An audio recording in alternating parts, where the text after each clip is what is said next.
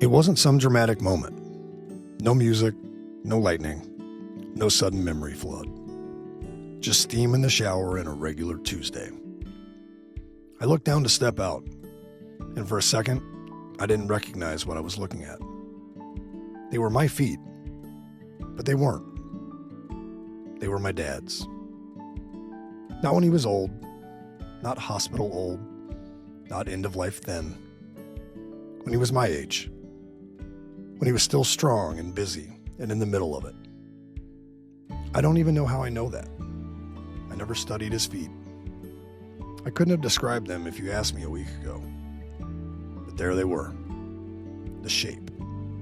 The way the toes angled slightly. The way the top of the foot looked under the skin. It wasn't identical, but it was close enough that my stomach did something strange. I stood there longer than I needed to. The water kept running. It's weird what you forget. I can't always picture his face clearly anymore, not without a reference picture. If you asked me to describe his laugh exactly, I'd hesitate. There are whole afternoons of my childhood I know happened that I can't retrieve in detail. That bothers me more than I let on, because I know how solid it all felt at the time. You assume the people raising you were permanent fixtures, like the grain bins, like the water tower, like the way the road bends by the creek. You don't document them, you just live around them. And then one day, you're the same age as them in your memories. And you look down in the shower and realize you're standing on the same foundation. Growing up in Maroa, you don't sit around evaluating your dad. You don't rank him. You don't think, this is an extraordinary man. You just think, that's my dad. He leaves early. He comes home tired. He squats in the yard to catch balls and strikes. He fixes things without announcing that he's fixing them. If he was disappointed, he didn't perform it. If he was proud, he didn't stretch it out into a speech. He just kept showing up. At the time, I didn't recognize how steady that was. Part of that is because he didn't shove it down my throat. He didn't tell me how hard he was working. He didn't list his sacrifices. He didn't narrate himself. He just did the thing. And in a small town, that makes you indistinguishable. On Friday nights, the dads from both sides of town stood on opposite sidelines in different jackets. They'd yell for their team.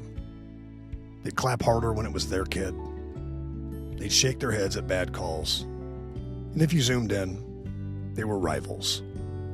Different last names, different farms, different political signs in their yards. But if you zoomed out one level, they were identical. Same hands shoved into coat pockets. Same truck keys digging into denim. Same hope that their kid wouldn't quit. Same fear that they'd somehow mess it up. We fought each other on Friday nights, but most of us were just trying to raise the same kids the same way. I didn't see that then. I just saw my dad. Lately, more dads have been passing. You see the posts online. Different names, different photos. And the comments always start to sound similar. He never missed a game. He worked so hard. He didn't say much, but when he did, it mattered. He'd give you the shirt off his back. At first you think that's just what people write.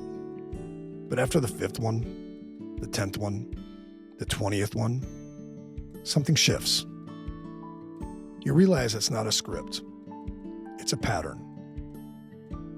There were dozens of them in a small town like ours, all thinking they were just doing what they were supposed to do, all thinking they weren't anything special. And to their kids, they were singular.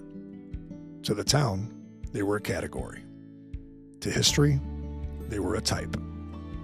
And somehow, that makes it bigger, not smaller. The other night, I was in the yard with my kid. He wanted to throw. I squatted down without thinking about it. Knees bent, glove out, back straight. After about 5 throws, my knee started reminding me how old I am. But I stayed there, trying to frame the pitch, trying to make it fun, trying to pretend I wasn't feeling it. And there was a split second where I saw it from outside myself. The angle, the stance, the way I leaned slightly to one side. It wasn't a memory. It was a muscle. It was something that had transferred without a conversation. Nobody sat me down and said, "Here's how you be a dad in your yard." I just watched it for years without realizing I was studying. That's how it works in places like Maroa. You don't inherit speeches. You inherit posture. You inherit the habit of staying outside a little longer than you want to. You inherit the reflex to show up even when you're tired. You inherit the idea that you don't need to announce your effort for it to count. Back in the shower, the water was starting to cool off. My feet were still my feet, but they weren't only mine. And for the first time, that didn't feel strange. It felt grounding.